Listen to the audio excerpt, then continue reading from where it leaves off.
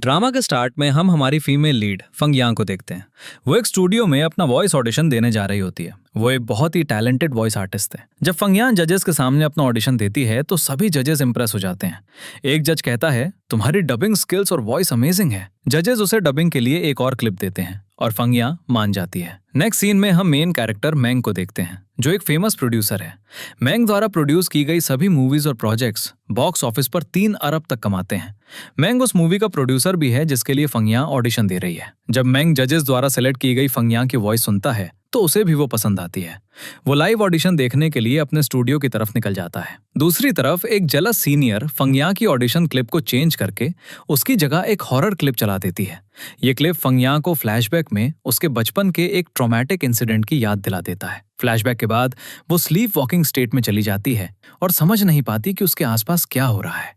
उसी मोमेंट मैंग उसे देखता है और पहली बार उसे बहुत करीब से ऑब्जर्व करता है। जब फंगयांग एक डॉक्टर से कंसल्ट करती है तो उसे पता चलता है, तुम्हारी स्लीप वॉकिंग की प्रॉब्लम तभी सॉल्व हो सकती है जब तुम किसी ऐसे इंसान के साथ रहो जो तुम्हें सिक्योर फील करा सके। फंगयांग इस मामले पर सोचने लगती है। बाद में एक प्रेस कॉन्फ्रेंस में मैंग अपने ब्रदर ही से मिलता है, जो एक फेमस सिंगर है। मैंग और ही के बीच फैमिली इश्यूज हैं, इसलिए वो एक दूसरे को पसंद नहीं करते। कॉन्फ्रेंस के बाद मैंग अपने असिस्टेंट के साथ स्ट्रैटेजी बनाता है और अपने नए प्रोजेक्ट के लिए एक एक्टर की सर्चिंग शुरू करता है। एक दिन जब फंगयांग अपनी स्लीप वॉकिंग स्टेट में गिरने वाली होती है तो मैंग उसे बचा लेता है और उसे करीब से देखने पर पहचान जाता है कि ये वही लड़की है जिसे उसने पहले अपने स्टूडियो के बाहर देखा था। इस इंटरेक्शन के बाद दोनों अपने दिलों में एक स्ट्रेंज कनेक्शन महसूस करते हैं। फंगयांग की एक हिडन आइडेंटिटी है। वो आंजी आंग यूजर नेम से एक ऑनलाइन पोएट है। मैंग और ये दोनों अनजाने में उसकी पोएम्स के फैंस बन जाते हैं। मैंग फंगयांग की स्वीट वॉइस और पोएम्स की तरफ अट्रैक्ट होता है और एक दिन उससे एक कॉफी शॉप के बाहर मिलता है। जब मैंग बारिश में भीग रहा होता है, फंगयांग पीछे से आकर कहती है, अगर आपका घर दूर है तो आप हमारी शॉप में आकर बारिश रुकने का वेट कर सकते हैं। मैंग मान जाता है और शॉप में एंटर करता है, जहां वो शॉप में रखे सभी म्यूजिक एल्बम्स को देखने लगता है, जबकि फंगयांग सफाई कर रही होती है। मैंग छिपकर फंगयांग को देखता है क्योंकि वो नेचुरली उसकी तरफ अट्रैक्ट हो रहा होता है। बाद में जब फंगयांग एक म्यूजिक एल्बम उतारने की कोशिश कर रही होती है और गिरने वाली होती है तो मैंग उसे पीछे से पकड़ लेता है। इससे वो एक दूसरे के बहुत करीब आ जाते हैं। फंगयांग हैरानी से मैंग को देखती है। मैंग पीछे हटता है और कहता है, प्लीज मुझे एक एल्बम सजेस्ट करो। फंगयांग खुशी से कहती है, क्यों नहीं, और मैंग को ही का म्यूजिक एल्बम सजेस्ट करती है। चूंकि फंगयांग ही की बहुत बड़ी फैन है, वो उसकी तारीफ करना शुरू कर देती है। ये सुनकर मैंग को बिल्कुल अच्छा नहीं लगता और वो उससे कहता है, मुझे कोई दूसरा एल्बम दिखाओ। मैंग फंगयांग से पूछता है, तुम्हारा फेवरेट सॉन्ग कौन सा है? फंगयांग डेस्टिनी सॉन्ग उठाती है और कहती है, मैं डेस्टिनी में बहुत बिलीव करती हूँ। मैंग जवाब देता है, ये सब बकवास है, मैं डेस्टिनी पर बिल्कुल भी ट्रस्ट नहीं करता। फिर वो डेस्टिनी को लेकर आर्ग्यू करने लगते हैं। फंगयांग उसे चैलेंज करती है, अगर मैं 10 तक काउंट करती हूँ और यहाँ से कोई कपल गुजरता है तो तुम्हें डेस्टिनी में बिलीव करना होगा। मैंग मान जाता है, लेकिन अनफॉर्चुनेटली उसके 9 तक काउंट करने तक कोई कपल नहीं गुजरता। फंगयांग दुखी हो जाती है। मैंग अपना हाथ उसकी आंखों के सामने रखता है और जब एक कपल गुजरता है तो वो कहता है 10। फंगयांग खुश हो जाती है और कहती है, ना तो तुम जीते और ना ही मैं हारी, मैं तुम्हें ये एल्बम गिफ्ट कर रही हूँ। जब फंगयांग एल्बम पैक करने के लिए पेपर लेने जाती है तो मैंग चुपके से पेमेंट कर देता है। फिर उसकी नजर एक बुक पर पड़ती है जिसमें फंगयांग की फ्रेंड ने लिखा होता है, हाउ टू स्लीप विद ही। ये देखकर मैंग को गुस्सा आ जाता है और वो फंगयांग के लौटने से पहले ही वहां से चला जाता है। जब फंगयांग पेपर लेकर वापस आती है तो वो समझ नहीं पाती कि मैंग अचानक क्यों चला गया। बाद में मैंग अपने ब्रदर ही के पास जाता है और कहता है, मैंने सुना है तुम्हें सॉन्ग कंपोज करने में ट्रबल हो रही है, इसलिए मैं तुम्हारे लिए ये एल्बम लाया हूँ। एक एल्बम सुनता है और खुश हो जाता है। उसी मोमेंट मैंग अपने फोन पर फंगयांग की एक पोएम प्ले करता है जिसे उसने अपनी आंजी आंग आईडी से पोस्ट किया था। ये गुस्से में कहता है, मेरी पर्सनल लाइफ से दूर रहो। मैंग जवाब देता है, अगर तुम मेरी मूवी में काम करोगे तो मैं तुम्हें उस लड़की से मिलवाऊंगा। ये मना कर देता है, लेकिन मैंग कहता है, तो फिर तुम्हें उसके साथ कोलैबोरेट करने के लिए मेरी परमिशन लेनी होगी, क्योंकि वो हमारी कंपनी के लिए एक वॉइस आर्टिस्ट के तौर पर काम करने वाली है। ये चुप रहता है। जैसे ही मैंग जाने लगता है, ये उसे याद दिलाता है, कल मॉम का बर्थडे है, इसलिए कोई ड्रामा मत करना। मैंग बिना कुछ कहे चला जाता है। दूसरी तरफ फंगयांग अपनी स्टोर की सफाई कर रही होती है। तभी उसकी नजर मैंग के डक पर पड़ती है जो उसकी की रिंग से गिर गया था। वो उसे उठाकर अपनी पॉकेट में रख लेती है ताकि वो उसे वापस कर सके। उसी मोमेंट फंगयान की फ्रेंड दौड़ती हुई उसके पास आती है और कहती है, क्या तुम्हें पता है, इंटरनेट पर एक न्यूज़ वायरल हो रही है। मैंग का ब्रदर ही उसकी मूवी में मेल लीड का रोल कर रहा है और चूंकि तुम मैंग की कंपनी के लिए वॉइस आर्टिस्ट सिलेक्ट हो गई हो, अगर तुम ही के साथ काम करोगी तो शायद तुम्हारी स्लीप वॉकिंग की प्रॉब्लम भी दूर हो जाए। ये सुनकर फंगयान खुश हो जाती है। फिर फंगयान की फ्रेंड कहती है, मैंने अपने फ्रेंड के थ्रू तुम्हारी मीटिंग एग्जीक्यूटिव प्रोड्यूसर से अरेंज करवा दी है। अगर तुम इसमें पास हो गई तो तुम्हें ही से मिलने और उसके साथ काम करने से कोई नहीं रोक सकता। ये सुनकर फंगयान और भी एक्साइटेड हो जाती है क्योंकि वो ही की बहुत बड़ी फैन है। इस बीच मैंग अपनी कार से उतरता है और नोटिस करता है कि उसकी कीरिंग से डक गायब है। ये उसे बहुत अपसेट कर देता है क्योंकि वो डक उसे और ही को उनके फादर ने गिफ्ट में दिया था, इस इंस्ट्रक्शन के साथ, इसे हमेशा अपने पास रखना। उसके खो जाने से मैंग बहुत वरीड हो जाता है। अगले दिन फंगयान अपनी फ्रेंड के साथ अपने फाइनल ऑडिशन के लिए मैंग की कंपनी पहुंचती है। हालांकि मीटिंग से पहले फंगयान बहुत नर्वस होती है, इसलिए वो अपनी फ्रेंड से कहती है, तुम बाहर वेट करो, और वॉशरूम चली जाती है। इस बीच फंगयान की फ्रेंड जो याओ कहीं बैठकर फंगयान के लौटने का वेट करने लगती है। उसी मोमेंट याओ को एक जानी पहचानी आवाज सुनाई देती है। जब वो मुड़कर देखती है तो वो अपने एक्स बॉयफ्रेंड हाओ यिंग को देखती है, जो मैंग का असिस्टेंट और एग्जीक्यूटिव प्रोड्यूसर भी है, जो आज फंगयान का ऑडिशन लेने वाला है। याओ चुपचाप उसकी बातें सुनती है। वो अपने फ्रेंड्स को बता रहा होता है, एक लड़की थी जो मुझसे पागलों की तरह प्यार करती थी, लेकिन मैंने उसे छोड़ दिया क्योंकि वो मुझे बिल्कुल भी पसंद नहीं थी। ये सुनकर याओ को बहुत गुस्सा आता है और वो हाओ यिंग का सामना करती है। उसे देखकर हाओ यिंग शॉक्ड हो जाता है और चुपचाप निकलने की कोशिश करता है, लेकिन याओ उसे जाने नहीं देती। फिर वो कहती है, हमें मिले हुए काफी टाइम हो गया। याद है जब हम आखिरी बार मिले थे, तुम हमारे ब्रेकअप की वजह से बहुत रो रहे थे। ये सुनकर हाओ यिंग बहुत एम्बैरस महसूस करता है। वो उससे पूछता है, क्या हम कहीं प्राइवेट में बात कर सकते हैं? लेकिन याओ कहती है, मुझे सब याद है, तुम मेरे लिए कितने क्रेजी थे, लेकिन अब खुद को देखो, तुम बिल्कुल ठीक हो। ये कहकर वो चली जाती है। नेक्स्ट सीन में फंगयांग और याओ मीटिंग रूम में डायरेक्टर से मिलती हैं। डायरेक्टर फंगयांग से कहता है, तुम्हें एक फाइनल ऑडिशन देना होगा। फंगयांग ऑडिशन के लिए प्रैक्टिस कर रही होती है, तभी हाओ यिंग अंदर आता है। याओ को वहां देखकर वो कहता है, मैं ऑडिशन लेने से रिफ्यूज करता हूँ। उसी मोमेंट मैंग वहां पहुंचता है। हाओ यिंग उससे कहता है, बॉस मुझे दूसरा काम है, इसलिए मैं ये ऑडिशन नहीं ले सकता। ये सुनकर मैंग फंगयांग को देखता है। वो कहता है, कोई बात नहीं, इस लड़की का ऑडिशन मैं खुद लूंगा। ऑडिशन के दौरान मैंग फंगयांग से पूछता है, तुम ये रोल क्यों चाहती हो? फंगयांग जवाब देती है, मुझे ये रोल बहुत पसंद है और मैं आपको अश्योर करती हूँ कि मेरी परफॉर्मेंस आपको डिसअपॉइंट नहीं करेगी। मैंग काफी रूडली बिहेव करता है और कहता है, मैं तुम्हें अपनी कंपनी के लिए हायर नहीं करना चाहता। ये सुनकर फंगयांग को भी गुस्सा आ जाता है और वो कहती है, तुम खुद को समझते क्या हो? मुझे तुम्हारे साथ काम नहीं करना। फिर वो उसका डक की चेन दिखाते हुए कहती है, मैं तुम्हें ये वापस करने वाली थी, लेकिन अब ये मेरा है। फंगयांग गुस्से में चली जाती है। मैंग कुछ नहीं कहता, उसे बहुत एम्बैरस फील होता है। बाद में मैंग हाओ यिंग के साथ फंगयांग के घर जाता है और उससे कहता है, अगर तुम यी के साथ काम करना चाहती हो तो तुम्हें एक कॉन्ट्रैक्ट साइन करना होगा। फंगयांग अभी भी मैंग से नाराज होती है, इसलिए वो उन दोनों को कुछ डेयर्स देती है जिन्हें हाओ यिंग पूरा करता है। आखिर में मैंग की बारी आती है। मैंग अपने डेयर के दौरान फंगयांग के बहुत करीब आ जाता है क्योंकि उसे फ्रेंच किस का चैलेंज मिलता है। उसे इतना करीब देखकर फंगयांग शॉक्ड हो जाती है, लेकिन किस करने के बजाय मैंग उसके मुंह से नूं न कर ले। ये सुनकर फंगयांग मुंह बना लेती है। इसके बाद फंगयांग और याओ कुछ डिस्कस करने के बाद एक रूम से बाहर आ रही होती हैं। हाओ यिंग उनसे पूछता है कि अब तुम कॉन्ट्रैक्ट साइन करोगी?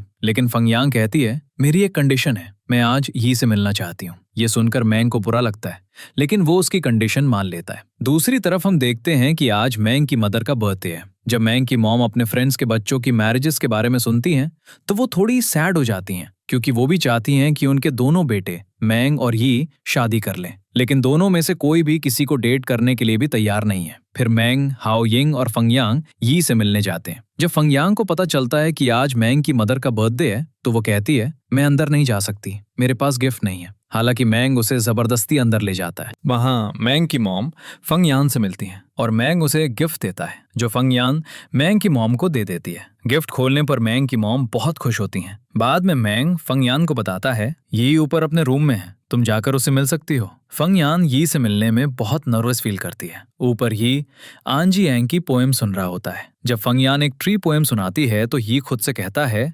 फंगयांग ही आंजी यांग है। ये कंफर्म करने के लिए यी आंजी यांग के अकाउंट पर मैसेज करता है। जब फंगयांग का फोन बजता है तो यी कहता है, अब ये पक्का हो गया है, फंगयांग ही आंजी यांग है। यी और फंगयांग बात करते हैं, जहाँ फंगयांग उसे बताती है, मुझे स्लीप वॉकिंग की प्रॉब्लम है, और मैं इसे सॉल्व करने के लिए आपके साथ टाइम स्पेंड करना चाहती हूँ। लेकिन ये उसे गलत समझ लेता है और कहता है, अगर तुम्हें ऑटोग्राफ चाहिए तो बस मुझे बता दो। ये कहकर वो चला जाता है। फंगयान बहुत सैड हो जाती है और चली जाती है। मैंग जो सीढ़ियों से नीचे आ रहा होता है उन्हें साथ देख लेता है। जब मैंग उससे पूछता है कि अब हम कॉन्ट्रैक्ट साइन कर लें, फंगयान मुंह बनाती है और चली जाती है। मैंग हंसता है और उसके पीछे जाता है। उन्हें जाते देख मैंग की मॉम हाओ यिंग से कहती हैं, दोनों के बीच कनेक्शन बनाने की कोशिश करो। बाद में फंगयान अपसेट होकर घर आती है और उसकी फ्रेंड याओ पूछती है, क्या तुम यी से मिली? फंगयान कहती है, हाँ, लेकिन उसने मुझे बस एक क्रेजी फैन समझा। ये सुनकर याओ कहती है, चिंता मत करो, मैं सब ठीक कर दूंगी। अगले दिन याओ हाओ यिंग से मिलती है और कहती है, फंगयान कॉन्ट्रैक्ट तभी साइन करेगी जब तुम मेरी कंडीशन पूरी करोगे। हाओ यिंग पूछता है, क्या कंडीशन है? याओ जवाब देती है, मैं फंगयान और यी को करीब लाना चाहती हूँ क्योंकि फंगयान यी को पसंद करती है। ये सुनकर हाओ यिंग शॉक्ड हो जाता है और सोचता है, मैंग का क्या होगा? फिर वो सोचता है, चूंकि मैंग की मॉम चाहती हैं कि मैंग और फंगयान करीब आएं, मुझे यी का इस्तेमाल करके उन्हें एक साथ लाना चाहिए। हाओ यिंग याओ को बताता है, मैंग की मॉम मैंग की देखभाल करने के लिए एक केयर टेकर ढूंढ रही हैं। अगर तुम चाहो तो मैं फंगयान को ये जॉब दिलवा सकता हूँ। याओ मान जाती है। मिस लिंग फिर फंगयान से मिलती हैं और जॉब के लिए उसका इंटरव्यू लेती हैं। मिस लिंग इम्प्रेस हो जाती हैं और कहती हैं, ये जॉब तुम्हारी हुई। हाओ यिंग फंगयान से कॉन्ट्रैक्ट साइन करवाता है। बिना पढ़े फंगयान साइन कर देती है। ये सोचकर मैं यी की असिस्टेंट बन रही हूँ। हालांकि कॉन्ट्रैक्ट के अकॉर्डिंग वो मैंग की असिस्टेंट बन जाती है। जब फंगयान मैंग के अपार्टमेंट पहुंचती है तो वो खुद से कहती है, ये जरूर यी का अपार्टमेंट होगा। लेकिन जब मैंग सामने आता है तो दोनों चिल्लाते हैं, तुम यहाँ क्या कर रहे हो? मैंग अपनी मॉम को वीडियो कॉल करता है और पूछता है, आपने फंगयान को यहाँ क्यों भेजा?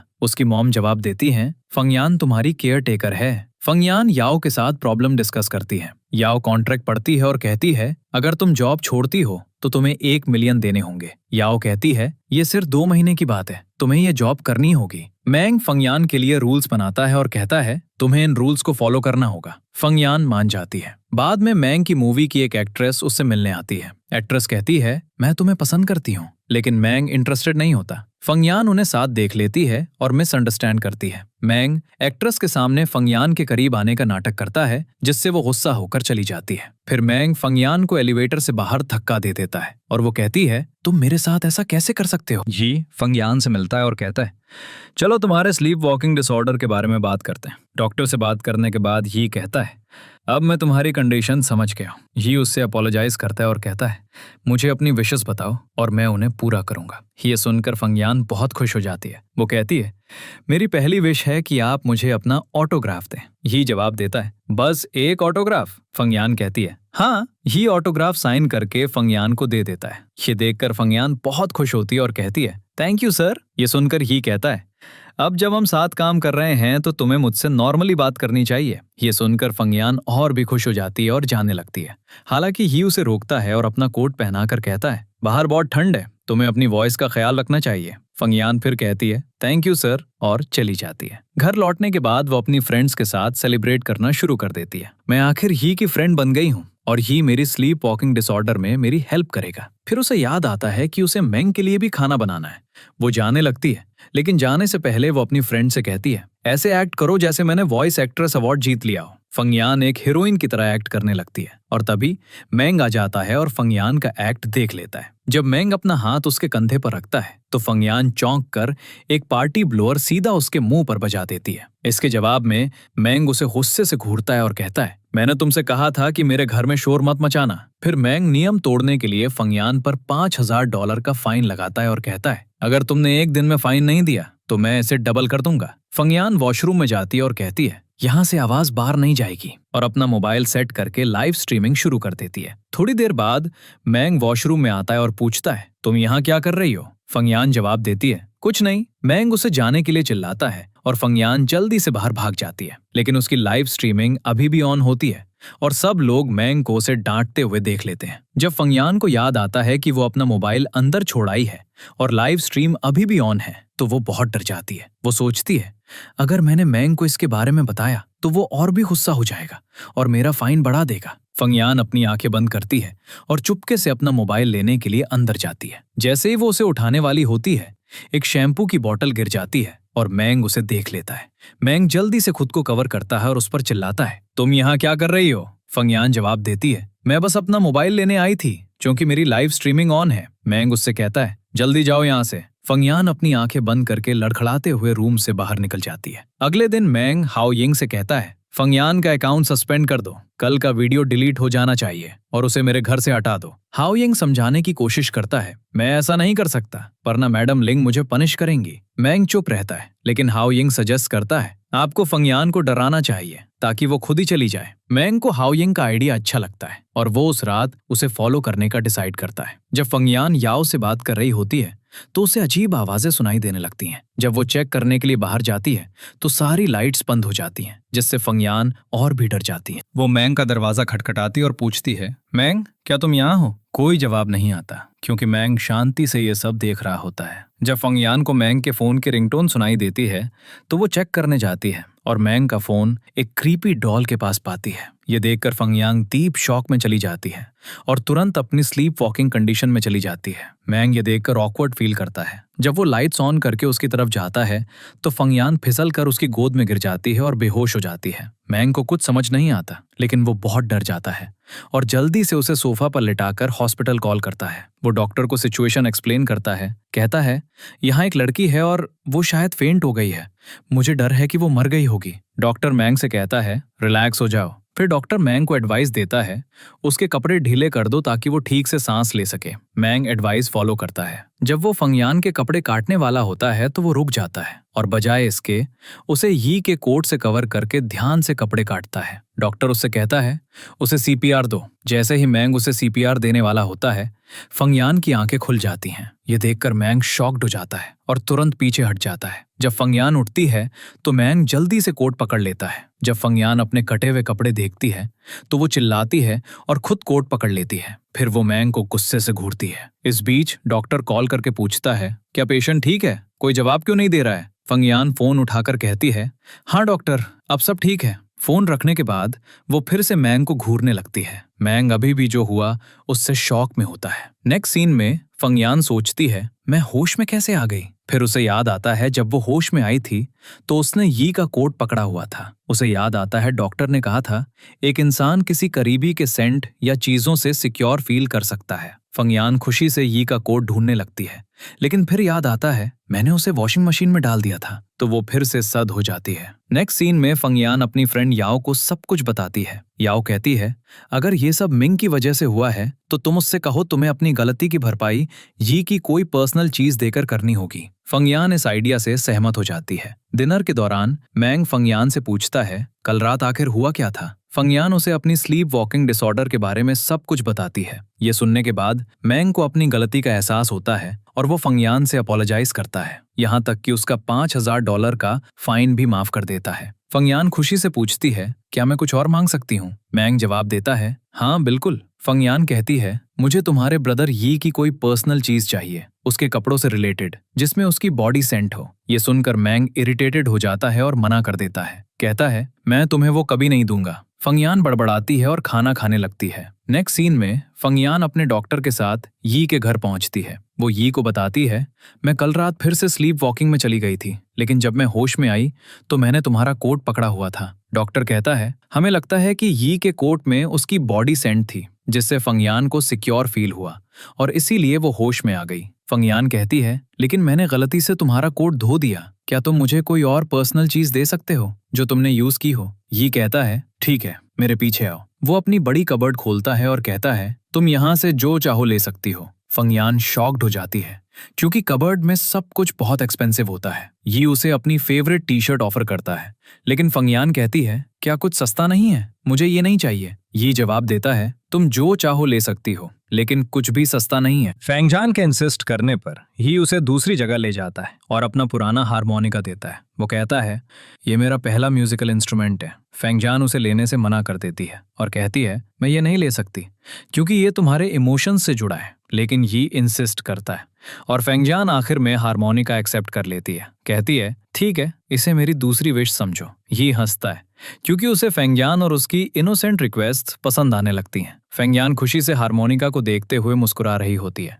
तभी उसे अपने डायरेक्टर का एक वॉइस मैसेज मिलता है। सुनने पर डायरेक्टर फैंगयान की वॉइस की तारीफ करता है और कहता है, तुम्हारी वॉइस अच्छी है, लेकिन तुम्हें अपने कैरेक्टर में फिट होने के लिए इसे थोड़ा और इनोसेंट बनाना होगा। ये सुनकर फेंगयान अग्री हो जाती है और पूछती है, लेकिन मैं अपनी वॉइस को और इनोसेंट कैसे बना सकती हूँ? उसकी फ्रेंड लिन कहती है, बस मुझ पर छोड़ दो, मैं सब हैंडल कर लूंगी। नेक्स्ट सीन में मैंग फेंगयान के रूम के पास से गुजर रहा होता है जब उसे उसकी आवाज सुनाई देती है जो किसी से बात कर रही होती है। फेंगयान कहती है, तुम बहुत अडोरेबल हो, इसीलिए मैं तुम्हें हमेशा अपने साथ रखूंगी। ये सुनकर मैंग को गुस्सा आता है और वो चिल्लाता है, फेंगयान तुम्हारे साथ कौन है? अभी बाहर आओ। फेंगयान जल्दी से बाहर आती है और कहती है, कौन? कोई नहीं है। मैंग जवाब देता है, मुझे पता है तुम किसी को छिपा रही हो। जब मैंग जबरदस्ती फेंगयान का रूम का दरवाजा खोलता है तो एक डक बाहर भागती है जिससे वो शॉक्ड रह जाता है। मैंग और फेंगयान उस डक का पीछा करते हैं। काफी मशक्कत के बाद वो उसे पकड़ लेते हैं। मैंग गुस्से से फेंगयान से पूछता है, ये सब क्या है? फेंगयान एक्सप्लेन करती है, एक डायरेक्टर ने मुझे एक डक का रोल दिया है, इसलिए लिन मुझे ये डक लाई है ताकि मैं कैरेक्टर को समझ सकूं। मैंग सरकास्टिकली जवाब देता है, वाओ, तुम्हारे फ्रेंड्स के पास कुछ ब्रिलियंट आइडियाज हैं। फिर वो डक को उठाकर बाहर ले जाने लगता है। जब फेंगयान प्रोटेस्ट करती है तो मैंग उसे और डक दोनों को घर से बाहर फेंक देता है। बाहर बैठकर फेंगयान मैंग को कॉल करती है, कहती है, प्लीज मुझे अंदर आने दो, मुझे बाहर अकेले डर लग रहा है। तभी लाइट्स चली जाती हैं और फेंगयान और भी डर जाती है। जब मैंग को एहसास होता है कि बाहर की लाइट्स चली गई हैं तो वो कंसर्न्ड हो जाता है। फेंगयान का अंधेरे से डर उसे फिर से स्लीप वॉक करा सकता है। वो गेट खोलता है और फेंगयान और डक से कहता है, अंदर आ जाओ। बहुत खुश होकर फेंगयान घर में एंटर करती है। मैंग को थैंक यू कहने के लिए वो एक एप्पल को डक की शेप में काटती है और उसे ऑफर करती है। मैंग कहता है, इतना खुश होने की जरूरत नहीं है, मैंने डक को सिर्फ आज रात के लिए रहने दिया है, सुबह तक मैं इसे यहाँ नहीं देखना चाहता। जैसे ही वो अपना दरवाजा बंद करने वाला होता है, फेंगयान उसकी बहुत ज्यादा तारीफ करने लगती है और उसे उसका बचपन का टॉय डक देते हुए कहती है, तुम बहुत काइंड हो, खुद सोचो,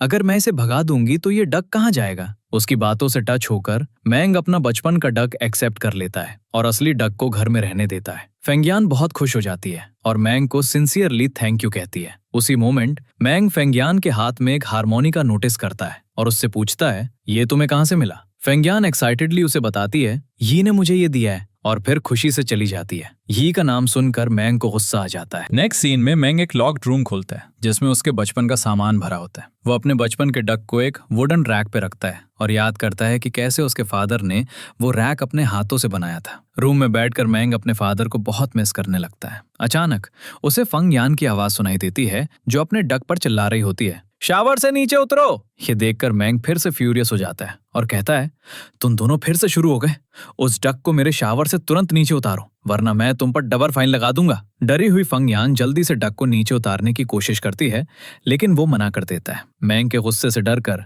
फेंगयान डक तक पहुंचने के लिए किसी चीज पर चढ़ जाती है। उसे नीचे लाने की कोशिश में फेंगयान लगभग गिर जाती है लेकिन मैंग उसे पीछे से पकड़ लेता है जिससे वो गिरने से बच जाती है। वो कहता है, हटो, ये मुझे ही करना होगा। जैसे ही मैंग उस डक को नीचे उतारने की कोशिश करता है, डक कूद जाती है जिससे मैंग गलती से फेंगयान को किस कर लेता है। दोनों शॉक्ड हो जाते हैं।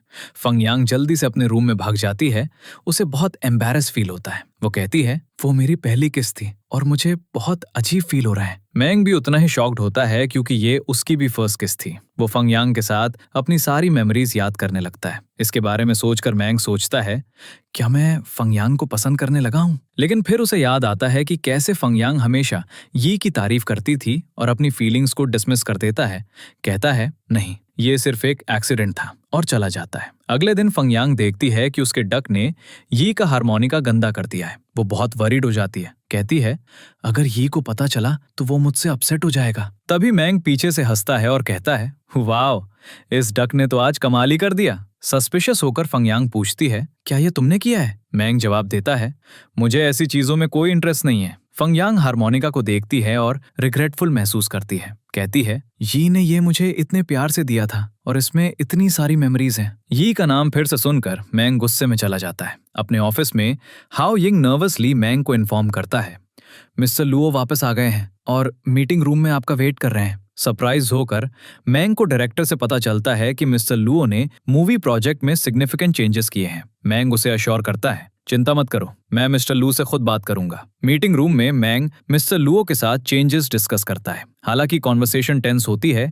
मैंग अपना पर्सपेक्टिव एक्सप्लेन करने की कोशिश करता है। इस बीच फंगयांग सोचती है कि वो यी से एक और पर्सनल आइटम कैसे मांगेगी, क्योंकि उसके डक ने उसके दिए हुए हारमोनिका को रूइन कर दिया है। यी उसे खुद से बात करते हुए सुन लेता है और हंसने लगता है। वो पूछता है, क्या तुम कुछ कहना चाहती हो? फंगयांग मना कर देती है और कॉफी पीने लगती है। बाद में जब फंगयांग घर जा रही होती है तो यी अपना मफलर उतार कर उसे पहना देता है। कहता है, कोई बात नहीं अगर तुम्हारे डक ने मेरा हारमोनिका रूइन कर दिया। फंगयांग बहुत खुश हो जाती है और उसे थैंक यू कहती है मैं इस मफलर को रूइन नहीं होने दूंगी। ये उसकी बातों पर हंसता है। नेक्स्ट सीन में मैंग डायरेक्टर के ऑफिस जाता है, लेकिन उसे खाली पाता है।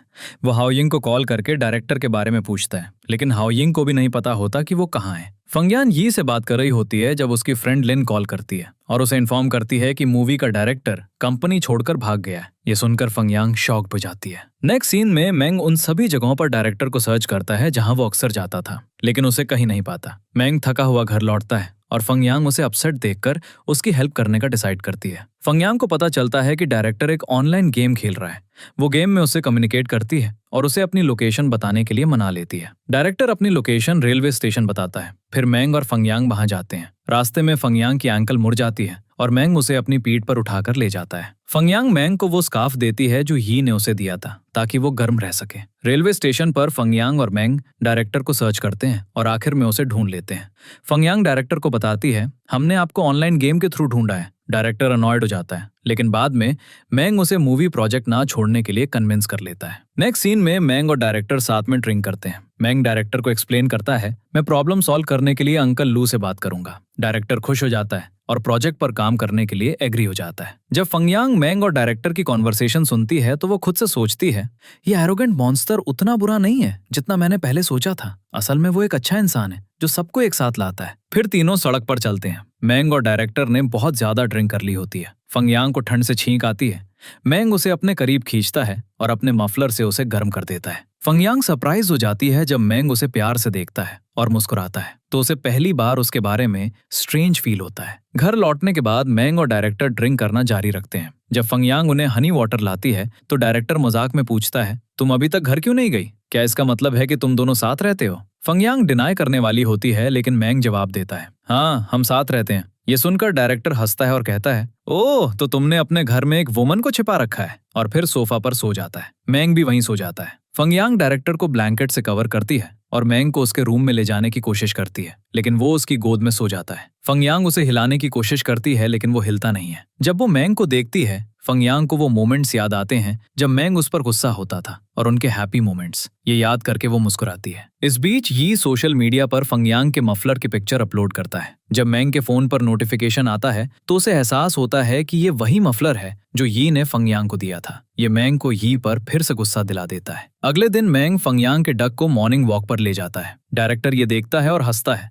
ये जानते हुए कि मैंग ऐसा इसलिए कर रहा है क्योंकि फंगयांग ने उसे कहा था। फंगयांग घर की सफाई कर रही होती है और नोटिस करती है कि मैंग के सीक्रेट रूम का दरवाजा खुला है। वो अंदर जाती है और वहां पुराने आइटम्स रखे हुए पाती है। सफाई करते समय फंगयांग गलती से क्लीनिंग मशीन से टकरा जाती है, जिससे मैंग के फादर की बनाई हुई वुडन शेल्फ गिर जाती है। वो सोचती है, ये बहुत पुरानी और डैमेज लग रही है, क्यों ना मैं इसे एक नई से रिप्लेस कर दूं, शायद मैंग खुश होगा। बाद में जब मैंग घर आता है तो वो फंगयांग से पूछता है, डायरेक्टर कहाँ है? फंगयांग जवाब देती है, मैंने उसके लिए खाना बनाया था। मैंग जवाब देता है, मैंने उसे बताया था कि तुम बुरा खाना बनाती हो, इसलिए वो घर चला गया। फंगयांग अपसेट हो जाती है, लेकिन फिर भी मैंग के साथ लंच करने बैठ जाती है। उनकी कॉन्वर्सेशन के दौरान फंगयांग मेंशन करती है, मैं अपने डक को यी से मिलवाने ले जाने का प्लान कर रही हूँ। ये सुनकर मैंग मना कर देता है, हमारा डक यी से नहीं मिलेगा। जब फंगयांग पूछती है क्यों, तो मैंग कहता है क्योंकि उसे फीवर है और उसे रेस्ट की जरूरत है। ये फंगयांग को गुस्सा दिलाता है, लेकिन वो हंसकर खुद को शांत करती है। मैंग बाद में नोटिस करता है कि उसके सीक्रेट रूम का दरवाजा खुला है। जब वो अंदर जाता है तो वो देखता है कि उसके फादर की वुडन शेल्फ गायब है। वो फंगयांग पर चिल्लाता है, बस मुझे बताओ शेल्फ कहाँ है? फंगयांग डर जाती है और कहती है, वो पुरानी थी और टूटने वाली थी। ये सुनकर मैंग और भी गुस्सा हो जाता है। वो डंपस्टर में जाता है, शेल्फ ढूंढता है और उसे रिस्टोर करवाने के लिए उस पर लेके मैनेजमेंट नंबर पर कॉल करता है। तभी उसकी मॉम कॉल करती है और वो अपने फादर के फ्यूनरल के लिए भागता है। हालांकि मैंग फ्यूनरल में यी से आर्ग्यू करने लगता है, दावा करता है मेरे फादर अभी भी जिंदा है, उसकी मॉम समझाने की कोशिश करती हैं, तुम्हारे फादर अब नहीं रहे, लेकिन मैंग नहीं सुनता और ही से लड़ने लगता है। इस बीच फंगयांग कंपनी पहुंचती है और ही से पूछती है, क्या मैं लेट हूं? ही जवाब देता है, नहीं, क्योंकि मूवी की मेन लीड लिंग अभी तक नहीं आई है। तभी वो सीनियर जो फंगयांग से पहले मिली थी, एक असिस्टेंट के साथ प्लान्स बनाती हुई दिखाई देती है। जब फंगयांग वॉशरूम में होती है तो असिस्टेंट पेट दर्द का नाटक करती है और फंगयांग को अपना पर्स लाने भेजती है। फंगयांग वहां जाती है और एक स्केलेटन देखकर डर जाती है। अचानक लाइट्स चली जाती हैं और सीनियर फंगयांग को बुरी तरह डराने के लिए प्रकट होती है, जिससे वो स्लीप वॉक करने लगती है। जी उसे जगाने की कोशिश करता है लेकिन फेल हो जाता है। उसी मोमेंट मैंग आता है और फंगयांग को ऑफिस ले जाता है। फंगयांग ही को कॉल करती है, जिससे मैंग को गुस्सा आता है, लेकिन ही एक्सप्लेन करता है, मैं ही एकमात्र हूं जो हेल्प कर सकता है। ये फंगयांग को हक करता है और उसके फोरहेड पर किस करता है, जिससे मैंग जेलस हो जाता है और वो चला जाता है। बाद में ही मैंग से कहता है, हमें तुम्हारी मॉम के सामने लड़ने से बचना चाहिए, और मैंग एग्री हो जाता है। ये फंगयांग को अपने रूम में ले जाता है, जहां वो गाना गाते हैं और एंजॉय करते हैं। इस बीच मैंग दुखी बैठा ड्रिंक करता है। ये एक सैड सॉन्ग गाता है और फंगयांग पूछती है, क्या इस सॉन्ग के पीछे कोई स्टोरी है? ये रिवील करता है, ये दो ब्रदर्स के बारे में है जो एक दूसरे से बहुत प्यार करते थे। एक दिन बड़ा ब्रदर बाहर गया और खो गया। उनके फादर भी उसे ढूंढने गए और कभी वापस नहीं आए। बड़ा ब्रदर छोटे ब्रदर को उसे अकेला छोड़ने के लिए ब्लेम करता था, जबकि छोटा ब्रदर अपने फादर के गायब होने के लिए खुद को ब्लेम करता था। फांगयान को एहसास होता है कि ही अपने और मैंग के बारे में बात कर रहा है। ही उससे पूछता है, तुम मैंग के साथ क्यों रहती हो? वो कहती है, ये एक लंबी स्टोरी है, मैं जल्दी चली जाऊंगी। ही अपना नंबर उसके फोन में सेव करता है। कहता है, जब तुम जाओ तो मुझे कॉल करना, मैं तुम्हें लेने आ जाऊंगा। जब फंगयांग घर लौटती है तो वो मैंग को ड्रंक पाती है। वो उसे उसके बेड तक हेल्प करती है। मैंग उससे कहता है, मेरे लिए एक सॉन्ग गाओ। जब वो मना करती है तो मैंग खुद गाना शुरू कर देता है और उसके फोरहेड पर किस करता है। अगली सुबह फंगयांग मैंग के प्रति रूडली एक्ट करती है और वही सॉन्ग गाती है। मैंग को सब कुछ याद आ जाता है और उसे एम्बैरेस फील होता है। वो उस शेल्फ को नोटिस करता है जो फंगयांग वापस लाई थी और अपोलोजाइज करता है, कल के मेरे रूड बिहेवियर के लिए आई एम सॉरी। बाद में लिन फंगयांग को कॉल करती है और उसे एक एडवर्टाइजिंग कंपनी के साथ पार्टी में इनवाइट करती है। वो एग्री हो जाती है। पार्टी में लिन रेस्ट रूम जाती है, जहां मूवी की लीड एक्ट्रेस को एडवर्टाइजर से एक गिफ्ट मिलता है। एक्टर के असिस्टेंट के इंस्ट्रक्शंस फॉलो करते हुए वो फंगयांग से गिफ्ट पानी में गिरवा देती है। फिर वो फंगयांग पर चिल्लाने लगती है। फंगयांग जानती थी कि ये मूवी मैंग के लिए इंपॉर्टेंट है, इसलिए वो पर्सनली पानी से गिफ्ट निकालती है। तभी मैंग आता है और गिफ्ट को दूर फेंक देता है। फंगयांग को उठाकर ले जाता है। एडवर्टाइजर मैंग से कहता है, तुम्हारे बिहेवियर की वजह से मैं तुम्हारे साथ कॉन्ट्रैक्ट टर्मिनेट कर दूंगा। मैंग जवाब देता है, इसीलिए मैं यहाँ आया था, मुझे अपनी मूवी में कोई एडवर्टाइजमेंट नहीं चाहिए। फिर वो फंगयांग को हॉस्पिटल ले जाता है, जहां डॉक्टर कहता है कि फंगयांग बिल्कुल ठीक है। हालांकि मैंग कहता है, नहीं, उसके हाथ पर स्क्रैच है, इस पर बैंडेज करो। बाद में फंगयांग कुछ देने के लिए ही के यहाँ जाती है। ही जो पिछली रात जो हुआ था वो समझ चुका होता है, उसके लिए सूप लाता है। इस बीच घर पर मैंग अपनी मॉम से रेसिपी पूछता है और सूप तैयार करता है। जब ही फंगयांग को उसके घर ड्रॉप करता है तो मैंग उन्हें देख लेता है। घर आने के बाद फंगयांग मैंग से पूछती है, वाह, तुमने भी ये बनाया? मैंग कहता है, अगर तुमने पहले ही थोड़ा पी लिया है तो इस सूप को फेंक दो। फंगयांग जवाब देती है, नहीं, मैंने बस थोड़ा सा पिया था। और फिर सूप पीती है। कहती है, ये बहुत टेस्टी है। मैंग फिर पूछता है, क्या तुम्हारा कोई बॉयफ्रेंड है? ये सुनकर फंगयांग सूप बाहर थूक देती है। मैंग कहता है, ही से दूर रहो, वो हर महीने गर्लफ्रेंड्स बदलता है। फंगयांग जवाब देती है, तो ही को लव एक्सपीरियंस है, वो मेरे लव सीन्स की प्रैक्टिस में मेरी हेल्प कर सकता है। ये सुनकर मैंग उठता है और चला जाता है। बाद में जब फंगयांग अपने बाल धो रही होती है तो मैंग आता है और उसके बाल सुखाने में हेल्प करता है। फिर मैंग फंगयांग से कहता है, अगर तुम चाहो तो मैं तुम्हारी प्रैक्टिस में हेल्प कर सकता हूँ, तुम्हें ही के पास जाने की जरूरत नहीं है। ये सुनकर फंगयांग जवाब देती है, तुम कैसे हेल्प करोगे? तुम एक प्रोड्यूसर हो, एक्टर नहीं। मैंग कहता है, मैं अपने ब्रदर ही से किसी भी चीज में पीछे नहीं हूँ, मुझे सब कुछ अच्छे से पता है। मेरी मूवी वाटर यूटोपिया में तुम्हें एक इनोसेंट कैरेक्टर का रोल दिया गया है। तुम्हारा दिल प्यार से भरा होना चाहिए, तभी तुम रोल अच्छे से प्ले कर सकती हो, लेकिन तुम्हारे दिल और दिमाग में सिर्फ खाना भरा है। ये सुनकर फंगयांग गुस्से में उठती है और लव कन्फेशन डायलॉग्स की प्रैक्टिस करने लगती है। जब फंगयांग अपने डायलॉग्स प्रैक्टिस करते हुए मैंग के करीब आती है तो वो आखिरी लाइन पर हेजिटेट करती है। मैंग फंगयांग के और करीब आता है और पूछता है, क्या तुम मुझे पसंद करती हो? फंगयांग सीरियसली जवाब देती है, हाँ, मैंग शॉक्ड हो जाता है, लेकिन फंगयान हंसने लगती है और कहती है ये डायलॉग की लाइन थी।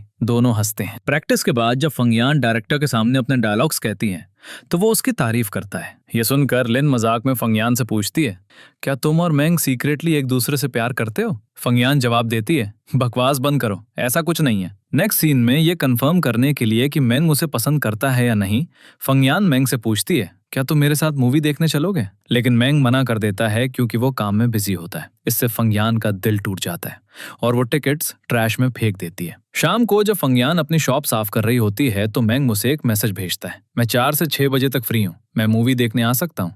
ये देखकर फंगयान बहुत खुश हो जाती है। सिनेमा हॉल में फंगयान एक नई मूवी द सनशाइन की टिकट खरीदती है, ये सोचकर कि ये एक फैंटेसी मूवी है। हालांकि जब वो उसे देखना शुरू करती है तो उसे एहसास होता है कि ये एक हॉरर मूवी है। हॉरर सीन से डरकर फंगयान हॉल से बाहर जाने लगती है। इस बीच याओ फंगयान का मैसेज देखती है और शॉक्ड हो जाती है क्योंकि द सनशाइन एक हॉरर मूवी है। याओ जल्दी से ही को कॉल करती है और उसे सब कुछ बताती है। ही सिनेमा हॉल की ओर भागता है। अपनी मीटिंग के बाद मैंग भी टिकट्स देखता है और शॉक्ड हो जाता है। वो सोचता है ये डरपोक हॉरर मूवी कैसे देख रही है। वो भी जल्दी से सिनेमा हॉल की ओर जाता है। सिनेमा हॉल के बाहर ही को फंगयान मिलती है और उसे कसकर हक करते हुए पूछता है क्या तुम ठीक हो? फंगयान जवाब देती है हाँ मैं बिल्कुल ठीक हूँ। तभी मैंग उन्हें दूर से देखता है और बहुत बुरा फील करता है। ये उसे बताता है मैं यहाँ इसलिए आया क्योंकि याओ ने मुझे बताया कि तुमने गलती से हॉरर मूवी देखने का चूज कर लिया था। मुझे वरी थी कि तुम इसे देखने के बाद स्लीप वॉकिंग करने लगोगी, इसलिए मैं तुम्हारे लिए आया। फंगयान एक्सप्लेन करती है हाँ मैं गलती से हॉरर मूवी में चली गई थी, लेकिन मैंने स्कैरी सीन्स के दौरान अपनी आंखें बंद कर ली थी, इसीलिए मैंने स्लीप वॉकिंग शुरू नहीं की। ये सुनकर ही रिलीव्ड फील करता है। मैन जो ये सब दूर से सुन रहा होता है बहुत सैड फील करते हुए चला जाता है। ये फिर फंगयान से कहता है चलो मैं तुम्हें घर ड्रॉप कर देता हूँ, और फंगयान अग्री हो जाती है। ये फंगयान को अपनी कार में उसके घर ड्रॉप करता है। जाने से पहले फंगयान यी से एक सीरियस क्वेश्चन पूछती है अगर हम किसी को सच में पसंद करते हैं लेकिन वो इंसान हमें वापस पसंद नहीं करता तो उस सिचुएशन में हमें क्या करना चाहिए? ये जवाब देता है तो तुम्हें उस इंसान को छोड़ देना चाहिए और किसी ऐसे को चुनना चाहिए जो तुम्हें सच में पसंद करता हो। ये सुनकर फंगयान थॉटफुल हो जाती है और यी को गुड बाय कहती है। जैसे ही यी ड्राइव करके जाता है वो उसे पुकारता है अगली बार जब तुम मूवी देखना चाहो तो मुझे बताना, हम साथ चलेंगे। ये सुनकर फंगयान मुस्कुराती है और खुशी खुशी चली जाती है। जब वो अपने घर में एंटर करती है तो मैंग डिनर कर रहा होता है। फंगयान पूछती है तुम वापस आ गए? मैंग जवाब देता है हाँ लेकिन सॉरी मैं मूवी पर नहीं आ सका, इसलिए मैंने बाहर से खाना ऑर्डर कर दिया। फंगयान जवाब देती है कोई बात नहीं, तुम शायद अपनी मीटिंग में बिजी होगे। फिर फंगयान उसे बताने लगती है आज मैंने जो मूवी देखी वो बहुत अच्छी थी क्योंकि उसमें एक वाइफ दिखाई गई थी जो अपने हस्बैंड से बहुत प्यार करती थी। मैंग पूछता है तुम्हें क्या लगता है क्या उसका हस्बैंड उसके प्यार को डिजर्व करता था? फंगयान जवाब देती है हाँ लेकिन मुझे नहीं पता कि लव के बारे में तुम्हारे क्या ओपिनियंस हैं। मैंग कहता है सबसे पहले मेरे पास लव के बारे में सोचने का टाइम नहीं है, ये सब नॉनसेंस है और टाइम वेस्ट है, इसीलिए मैं सिर्फ अपनी मूवीज बनाने पर फोकस करता हूँ। ये सुनकर फंगयान चुप हो जाती है और फिर कहती है वैसे 2 महीने पूरे होने वाले हैं, इसलिए मैं तुमसे कुछ डिस्कस करना चाहती हूँ। मैंग मान लेता है कि फंगयान जाना चाहती है, इसलिए वो कहता है ठीक है मैं तुम्हारे लिए दूसरा घर ढूंढ लूंगा। फिर वो उठता है और चला जाता है। अगले दिन फंगयान याओ को मिलने के लिए कॉल करती है। जब याओ आती है और पूछती है कि उसे क्यों बुलाया गया तो फंगयान उसे मैंग के बारे में बताती है। वो कहती है मुझे पता है तुम किसे डेट करना चाहती हो, लेकिन तुम उसे डेट नहीं कर सकती क्योंकि वो तुम्हारा फ्यूचर है जो तुम्हें तुम्हारी इलनेस से बचा सकता है। उसे कैसा लगेगा अगर वो तुम्हें किसी और के साथ देखेगा? ये सुनकर फंगयान अपसेट हो जाती है और भाग जाती है। खुद से कहती है हाँ वो इंसान ही है, वो मुझे सिक्योर फील कराता है क्योंकि वो मेरी रियलिटी है और मेरी इलनेस से बचने की मेरी आखिरी होप है। इसीलिए मुझे मैंग को भूलना होगा और उसके बारे में सोचना बंद करना होगा। वैसे भी वो मुझे पसंद नहीं करता। जब फंगयान घर लौटती है तो मैंग जो उसका वेट कर रहा होता है उठता है और बिना कुछ कहे चला जाता है। ये फंगयान को फिर से सैड कर देता है। वो कहती है इस घर में मेरे सिर्फ 2 दिन बचे हैं, मुझे उन्हें सैड होकर नहीं बिताना चाहिए। अगली सुबह मैंग अपने रूम से बाहर आता है और टेबल पर डिलिशियस फूड देखता है जिस पर एक नोट होता है हैव अ नाइस डे। ये मैन को खुश कर देता है। इस बीच याओ अपने सन चैन के लिए एक कैंपिंग इक्विपमेंट बॉक्स लाती है, लेकिन वो खुश नहीं होता। वो कहता है कैंपिंग ट्रिप पर सभी बच्चों के डैड्स होंगे सिवाय मेरे। वो इंसिस्ट करता है अंकल हाओ यिंग को हमारे साथ ले चलो, लेकिन जब याओ मना कर देती है तो चैन गुस्सा हो जाता है और चला जाता है, जिससे याओ डिस्ट्रेस्ड हो जाती है। घर पर फंगया मैंग से कहती है, कल इस घर में मेरा आखिरी दिन है, मैं पूरा दिन तुम्हारे साथ बिताना चाहती हूँ। एक मोमेंट सोचने के बाद मैंग अग्री हो जाता है और कहता है ठीक है। अगले दिन फंगया मैंग को एक पार्क में ले जाती है और उसे बताती है, मैं यहाँ अपने पेरेंट्स के साथ आती थी लेकिन कभी स्केट नहीं कर पाई, मैं तुम्हारे साथ स्केट करना चाहती हूँ। मैंग फंगया को स्केटिंग शूज पहनने में हेल्प करता है और उसे स्केट करना सिखाता है। फंगया बार बार गिरती है जिससे मैंग हंसता है, लेकिन वो धीरे धीरे सीख जाती है। शाम को फंगया मैंग को खुद बनाया हुआ सूप सर्व करती है जिसे वो एंजॉय करता है।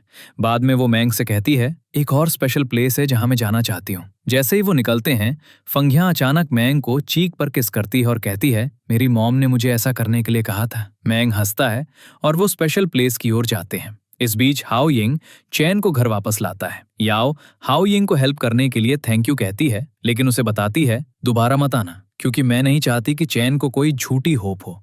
ये सुनकर हाओ यिंग सैड हो जाता है और कहता है, लेकिन याओ मैं तुम्हारे और चैन के साथ रहकर उसे एक अच्छा फ्यूचर देना चाहता हूँ, तुम मुझे दूर क्यों धकेल रही हो। याओ जवाब देती है, क्योंकि मैं अभी भी चैन के डैड से प्यार करती हूँ और उसके लौटने का वेट कर रही हूँ। मुझे यकीन है कि वो एक दिन वापस आएगा। ये हाओ यिंग का दिल तोड़ देता है और वो गुड बाय कहकर चला जाता है। फंगया मैंग को एक स्पॉट पर ले जाती है जहां वो आसमान की ओर देखती है और कहती है, आज रात कोई स्टार्स क्यों नहीं है, अगर वो यहाँ होते तो लेक में उनका रिफ्लेक्शन बहुत ब्यूटीफुल लगता। मैंग इस पर हंसता है।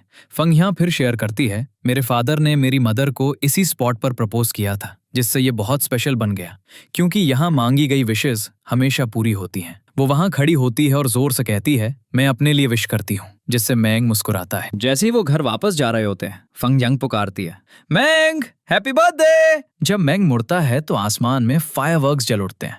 मैंग सरप्राइज हो जाता है और फंगयन को प्यार से घूरता है, फिर कहता है, मुझे अब तक का सबसे ब्यूटीफुल बर्थडे सरप्राइज देने के लिए थैंक यू। वापस जाते समय फंगयन रुक जाती है। जब मैंग पूछता है क्या हुआ, फंगयन एक्सप्लेन करती है, आज तुम्हारे घर में मेरे पूरे 2 महीने हो गए हैं, मैं तुम्हें और बॉदर नहीं करना चाहती, इसलिए मैंने अपना सारा सामान याओ के घर भेज दिया है। ये सुनकर मैंग शॉक्ड हो जाता है।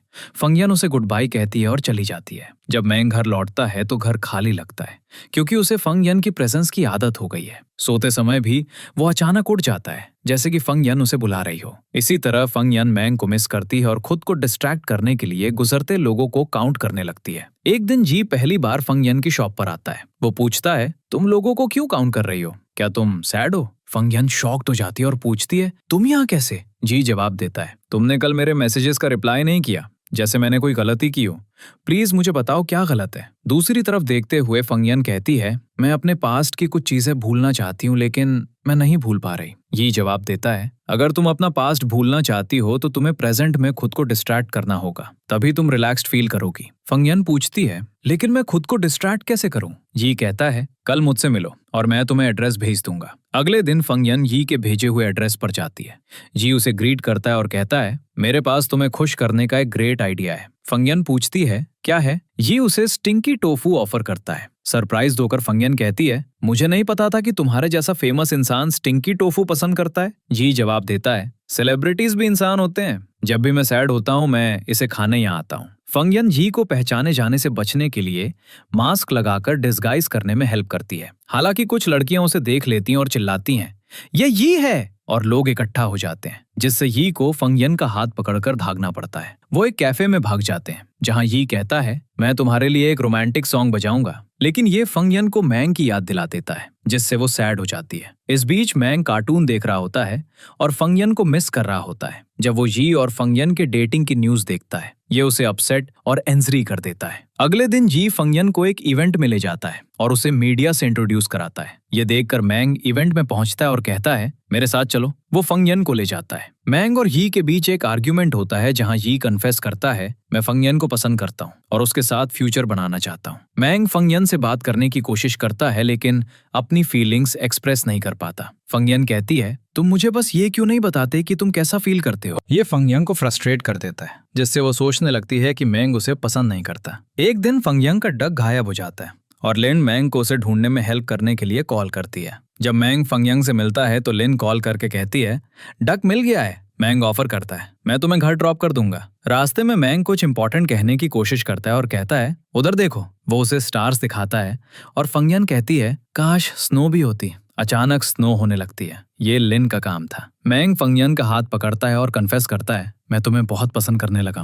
फंग यंग मैंग को सीरियसली देखती है और लिन कहती है फाइनली मिशन अकम्प्लिश्ड, और दोनों को अकेला छोड़ देती है। नेक्स्ट सीन में मैंग के एम्प्लॉयज उसके ऑफिस के बाहर जमा होते हैं क्योंकि वो एक एम्प्लॉय को पूरी तरह डांट रहा होता है। जब एम्प्लॉय बाहर आता है तो वो दूसरों को बताता है मुझे नहीं पता आज बॉस को क्या हुआ है, वो छोटी छोटी गलतियों पर सब पर चिल्ला रहे हैं। हाओ यिंग ये सुनता है और पूछता है यहाँ क्या हो रहा है। एम्प्लॉयज एक्सप्लेन करते हैं बॉस आज बैड मूड में है। हाओ यिंग जवाब देता है बैड मूड, ये इम्पॉसिबल है। वो एम्प्लॉयज को वापस काम पर भेजता है और खुद से सोचता है मैंग गुस्सा नहीं है, वो एम्बैरेस्ड है, वो अपनी खुशी छिपाने के लिए सब पर चिल्ला रहा है। हाओ यिंग खुशी से डांस करता है और मैंग के पास जाकर पूछता है कल रात का रोमांटिक स्नोफॉल कैसा था। मैंग हाओ यिंग को गुस्से से देखता है और पूछता है तुम कल कहाँ गायब हो गए थे जब मैं अपना लव कन्फेस कर रहा था। हाओ यिंग कहता है मुझे लगा सब कुछ ठीक हो गया इसलिए मैं चला गया, क्या कुछ गलत हो गया। मैंग हाओ यिंग को गुस्से से घूरता है।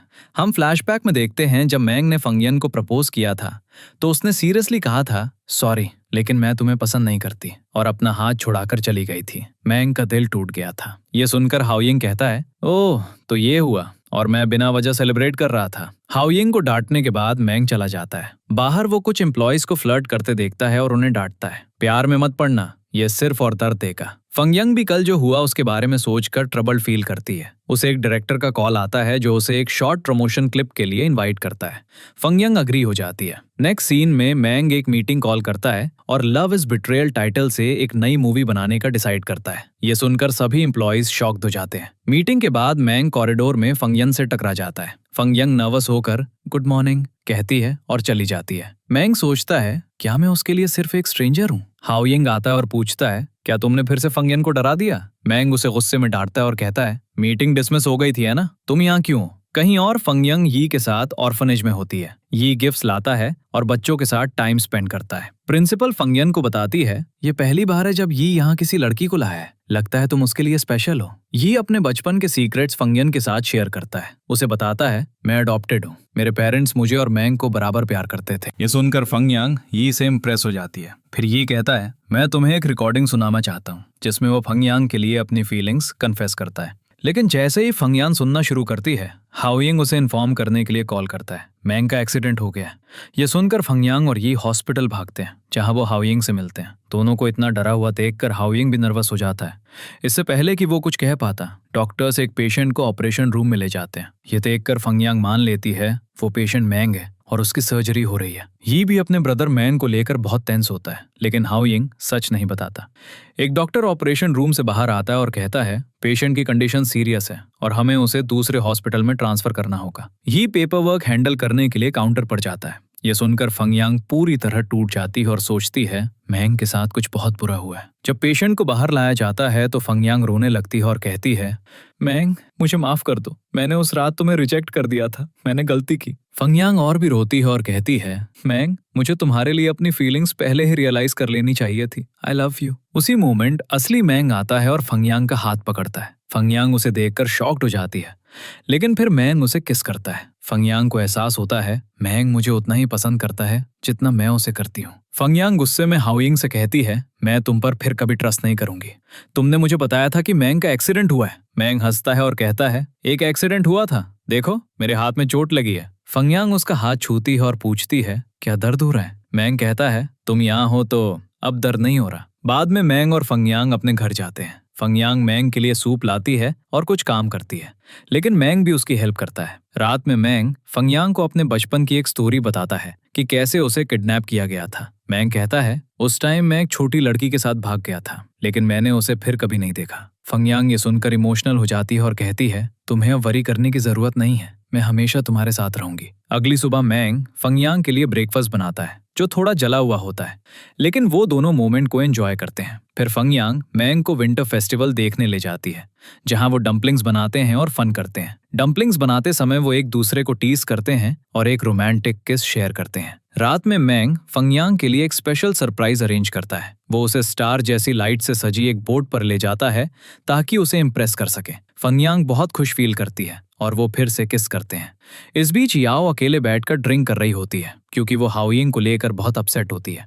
वो एक कार्ड को देखती है जिस पर लिखा होता है याओ हम ग्रेजुएशन के बाद शादी कर लेंगे। ये देखकर वो मुस्कुराती है ये कार्ड असल में याओ को हाओयिंग ने दिया था जब वो डेटिंग कर रहे थे। एक दिन याओ ने हाओयिंग के घर में एक और लड़की को देखा था जिससे उसका दिल टूट गया था और उसने उससे ब्रेकअप कर लिया था। तब से याओ हाओयिंग को बिल्कुल पसंद नहीं करती। कहीं और अगली सुबह मैंग फंगयांग को उसके घर ड्रॉप करता है, जहां वो कहती है आज रात बाहर चलते हैं। मैंग पूछता है लेकिन कहाँ? फंगयांग जवाब देती है मैं सोचकर तुम्हें बताऊंगी, और फिर गुड बाय कहकर घर चली जाती है। इस बीच यी डॉक्टर किम से मिलने जाता है, जो पूछता है तुम इतने जल्दी यहाँ कैसे? यी जवाब देता है क्योंकि मुझे छोड़ दिया गया है और अब मुझे ट्रीटमेंट की जरूरत है। डॉक्टर किम पूछता है किसने? फंगयान ने। ये सुनकर यी और भी सद हो जाता है। डॉक्टर किम कहता है चिंता मत करो, तुम्हारी फेथ में उसके साथ होना लिखा है, क्योंकि जब फंगयान प्रेस कॉन्फ्रेंस में थी तो वो तुम्हारे हक की वजह से होश में आई थी। ये सुनकर भाई शॉक्ड हो जाता है और पूछता है कब? डॉक्टर किम एक्सप्लेन करता है ये मैंग की मूवी वाटर यूटोपिया की प्रेस कॉन्फ्रेंस के दौरान हुआ था।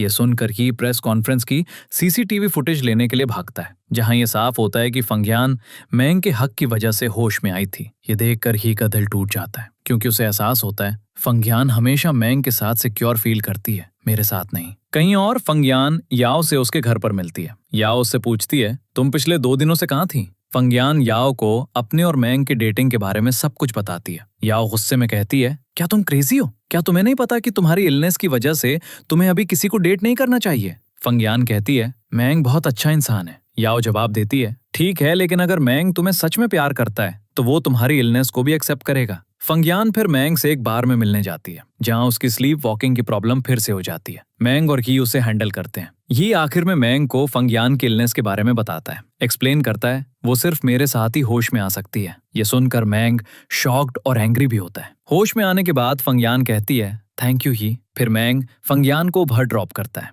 घर पर फंगयान मैंग को अपनी इलनेस के बारे में बताने की कोशिश करती है, लेकिन मैंग चुपचाप उसे कहता है अंदर जाओ, रेस्ट करो। हेल्पलेस फील करते हुए फंगयान अंदर चली जाती है। दूसरी तरफ हम ही को देखते हैं, जो बहुत अपसेट होता है, क्योंकि ये ही था जिसने फंगयान को किसी टेक्निक का यूज करके हिप्नोटाइज किया था, जिससे वो स्लीप वॉकिंग करने लगी थी। बाद में ही ने चुपके से उसे जगाने के लिए वही टेक्निक प्ले की जिससे फंगयान होश में आ गई। इसका मतलब है कि ही ने ये सब जानबूझकर किया ताकि मैंग को बिलीव हो जाए कि सिर्फ वही फंगयान को जगा सकता है। हालांकि ये सब करने के बाद ही को बहुत बुरा लगता है और रोते हुए कहता है सॉरी फंगयान। अगले दिन हम फंगयान और मैंग को साथ में मूवी देखने जाते हुए देखते हैं। देखते समय मैंग खुद से सोचता है फंगयान को अपनी इलनेस क्योर करने पर फोकस करना चाहिए, लेकिन मेरी वजह से वो इसे इग्नोर कर रही है, जो उसके लिए बिल्कुल भी अच्छा नहीं है। मूवी खत्म होने के बाद वो घर जाते हैं। फंगयान खुशी से कहती है आज की मूवी कितनी अच्छी थी, है ना? हीरोइन ने अपने लव को पाने के लिए कितना कुछ किया। इस पर मैंग पूछता है क्या तुम्हें लगता है कि हीरोइन ने लव के लिए इतना सैक्रिफाइस किया ये एक अच्छी बात थी?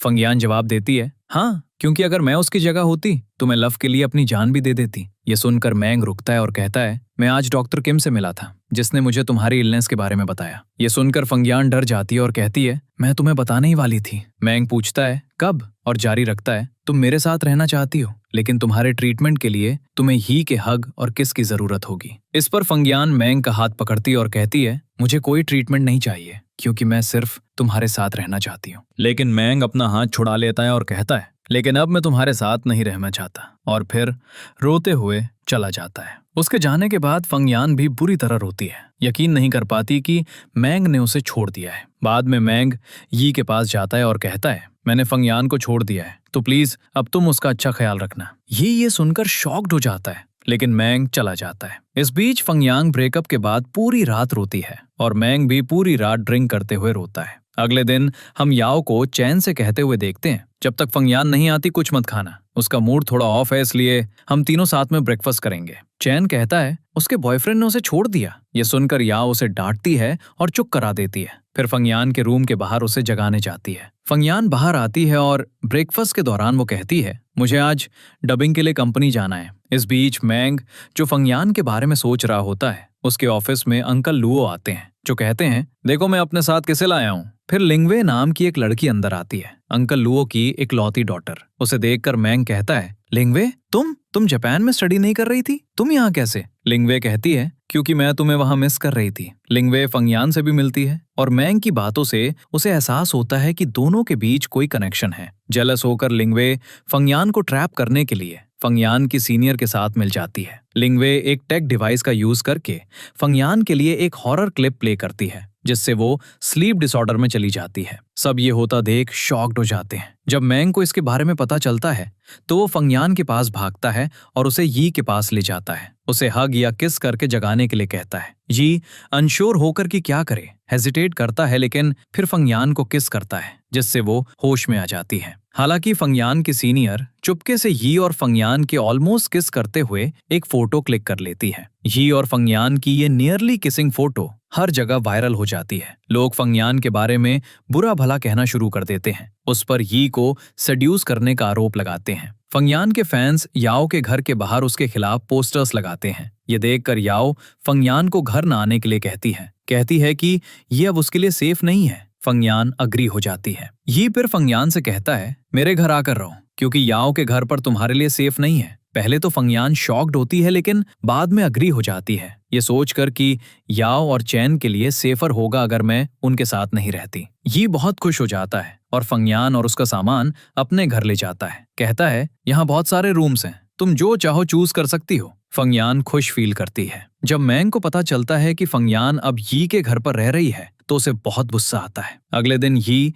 फंगयान के लिए एक डिलीशियस ब्रेकफास्ट तैयार करता है, जिससे वो और भी खुश हो जाती है। यी उसे बताता है मुझे काम के लिए कंपनी जाना है, किसी भी स्ट्रेंजर को घर में मत आने देना। जब यी घर से निकलता है तो मैंग अपनी कार में बाहर छिप जाता है। इस बीच फंगयान गलती से एक ग्लास तोड़ देती है और चिल्लाती है। आवाज सुनकर मैंग घर में भागता है। फंगयान सरप्राइज होकर पूछती है तुम यहाँ कैसे? मैंग कहता है मैं बस यी से बात करने आया था। मैंग फंगयान से कॉफी बनाने के लिए कहता है। जब फंगयान कॉफी लाती है तो डोर बेल बजती है। फंगयान दरवाजा खोलती है तो उसे अपने नाम का एक पार्सल मिलता है। जैसे ही फंगजन पार्सल खोलने वाली होती है, मंग उसे रोक देता है।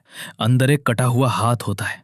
मंग को एहसास होता है कि कोई फंगजन को डराने की कोशिश कर रहा है।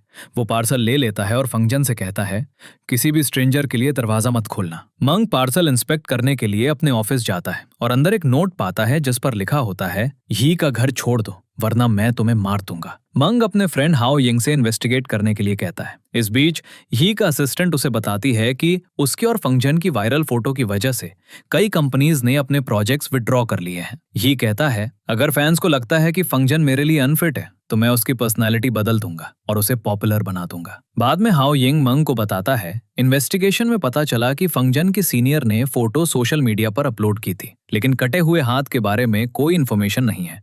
जब फंगजन घर पर होती है तो डोरबेल फिर से बजती है। फंगजन पूछती है कौन है? यी तुम हो? कोई जवाब नहीं आता। नर्वसली वो नीचे जाती है और यी के असिस्टेंट को पाती है। असिस्टेंट कहती है मुझे यी के बैग से कुछ चाहिए, क्या तुम मेरे लिए ला सकती हो? फंगजन बैग लेने जाती है, लेकिन असिस्टेंट मलीशियस तरीके से मुस्कुराती है। इस मोमेंट मंग को पता चलता है कि नोट पर हैंडराइटिंग यी के असिस्टेंट की हैंडराइटिंग से मैच करती है। उसे एहसास होता है कि उसने फंगजन को डराने के लिए कटा हुआ हाथ भेजा था। वो यी को कॉल करके इन्फॉर्म करता है कि उसका असिस्टेंट फंगजन के पीछे है। जब फंगजन बैग लेकर लौटती है तो असिस्टेंट उसे बेहोश कर देती है। जब फंगजन होश में आती है तो उसके हाथ बंधे होते हैं। असिस्टेंट कहती है तुम्हारी वजह से यी सिर्फ तुम्हें देखता है और मुझे इग्नोर करता है। तुम्हारी वजह से उसे बहुत नुकसान हो रहा है, मैं तुम्हें जीने नहीं दूंगी। तभी मंग विंडो से अंदर आता है और असिस्टेंट का हाथ मोड़ देता है, जिससे नाइफ गिर जाता है। मंग असिस्टेंट को दूर धकेलता है, फंगजन को खोलता है और पूछता है क्या तुम ठीक हो? चिंता मत करो, पुलिस रास्ते में है। तभी ही की असिस्टेंट पूरे कमरे में पेट्रोल छिड़कना शुरू कर देती है और एक लाइटर निकालती है। ये देखकर मंग उससे कहता है शांत हो जाओ, लेकिन वो मना कर देती है और कहती है जब तक ये लड़की ही के साथ है मैं शांत नहीं रह सकती। ये सुनकर मंग कहता है तुम्हें कोई गलतफहमी हुई है, फंगजन ही को पसंद नहीं करती, वो मुझे पसंद करती है और मैं फंगजन को पसंद करता हूँ। ये सुनकर फंगजन मंग को देखने लगती है, लेकिन वो उस पर बिलीव नहीं करती और कहती है तुम दोनों झूठ बोल रहे हो। तभी ही पुलिस के साथ पहुंचता है और एक ऑफिसर से कहता है मेरी गर्लफ्रेंड की जान खतरे में है, इसलिए प्लीज जल्दी अंदर जाओ। पुलिस गेट तोड़ती है, असिस्टेंट को अरेस्ट करती है और उसे ले जाती है। जब ही फंगजन को मंग के साथ देखता है तो वो बहुत सैड हो जाता है। जैसे ही पुलिस ही की असिस्टेंट को ले जाती है, ही अपना मफलर उतारता है और उसके हाथों को उससे कवर कर देता है। ये देखकर ही की असिस्टेंट जाने से पहले उसे आंसू भरी आंखों से देखती है। फिर ही फंगजन से पूछता है क्या तुम ठीक हो? फंगजन जवाब देती है हाँ, और तुम्हारी असिस्टेंट तुम्हारी बहुत केयर करती है, इसीलिए उसने ये सब किया, प्लीज उसे माफ कर दो। ये सुनकर ही सिर हिलाता है और फिर पुलिस से बात करने लगता है। फंगजन मंग से कहती है तुम मेरी केयर करते थे, इसीलिए तुम मेरे पास भागे आए। तो अब ये डिनाई मत करो कि तुम मुझे पसंद करते हो। ये सुनकर मंग हंसने लगता है और फिर फंगजन को किस करता है। ही उन्हें पीछे से देख रहा होता है और बहुत सैड फील करता है। नेक्स्ट हम ही को फंगया के रूम में एंटर करते हुए देखते हैं, जहां उसे फंगया का एक लेटर मिलता है।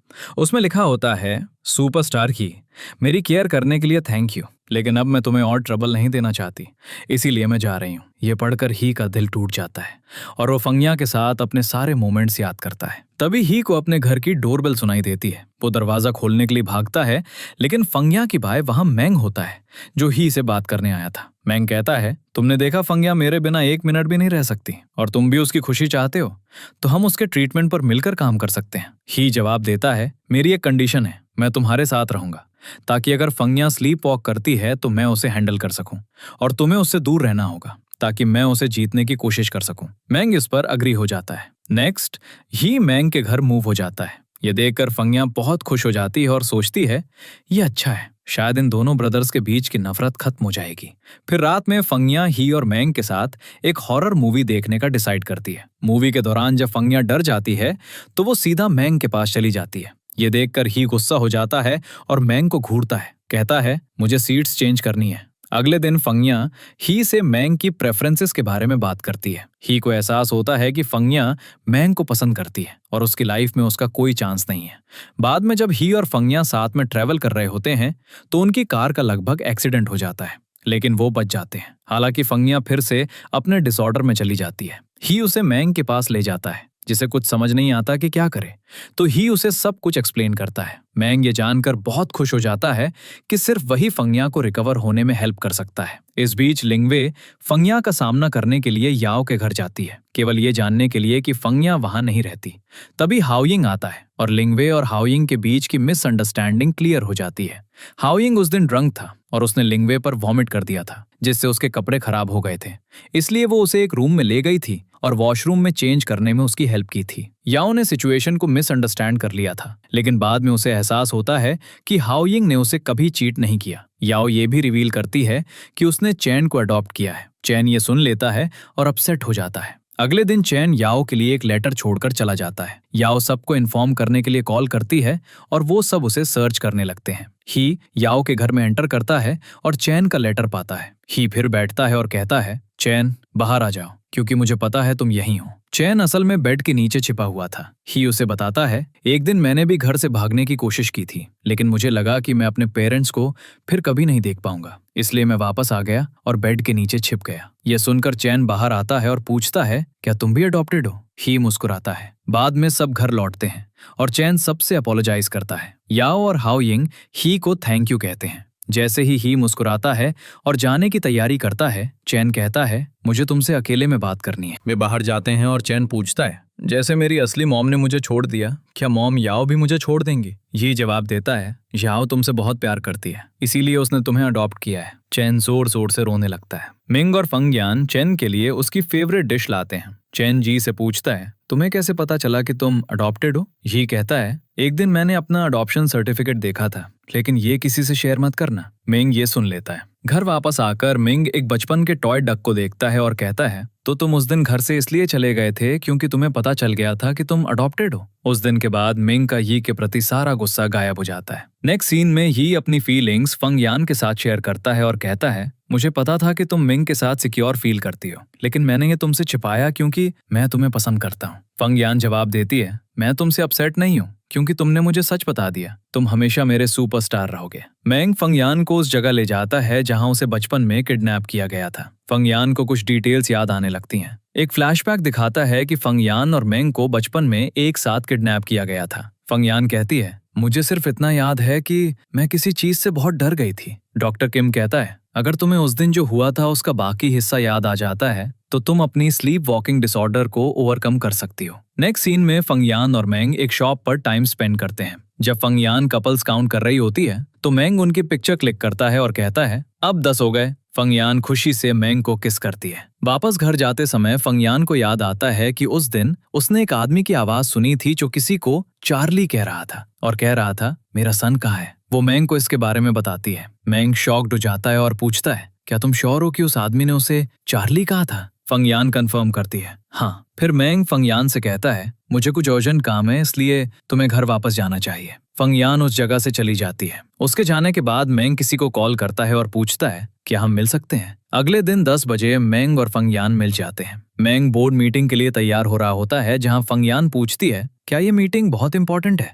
इस पर मैंग जवाब देता है हाँ, क्योंकि मेरे डैड के गुजरने के बाद ये पहली बोर्ड मीटिंग है जहां ये डिसाइड किया जाएगा कि कॉन्सेप्ट पिक्चर्स का चेयरमैन कौन बनेगा। ये सुनकर फंगयान कहती है गुड लक। मैंग फंगयान को कसकर हक करता है और चला जाता है। नेक्स्ट बोर्ड मीटिंग में मैंग कहता है सभी डायरेक्टर्स आ चुके हैं तो चलिए मीटिंग स्टार्ट करते हैं। हालांकि अंकल लुओ कहते हैं रुको, एक और डायरेक्टर अभी आना बाकी है। फिर यी एंटर करता है जिससे सब खासकर हाओ यिंग और मैंग शॉक्ड हो जाते हैं। यी अंदर आता है और सीधा अंकल लुओ के बगल में बैठ जाता है जो अनाउंस करते हैं मिस्टर यी अब हमारी बोर्ड मीटिंग के नए डायरेक्टर हैं तो प्लीज उनका वेलकम करें। ये सुनकर सब ताली बजाने लगते हैं। हाओ यिंग मैंग से कहता है यी ने पहले कभी बिजनेस में इंटरेस्ट नहीं लिया तो अचानक क्या हुआ। मैंग गुस्से से यी को घूरता है। समझ जाता है कि यी अंकल लुओ की तरफ से आया है। मीटिंग में हाओ यिंग कहता है कंपनी रूल्स के मुताबिक जिसके पास सबसे ज्यादा शेयर्स और डायरेक्टर सपोर्ट होगा वही चेयरमैन बनेगा जो कि मैंग है। लेकिन यी कहता है मैं इसके खिलाफ हूँ क्योंकि मैं चाहता हूँ कि अंकल लुओ चेयरमैन बने।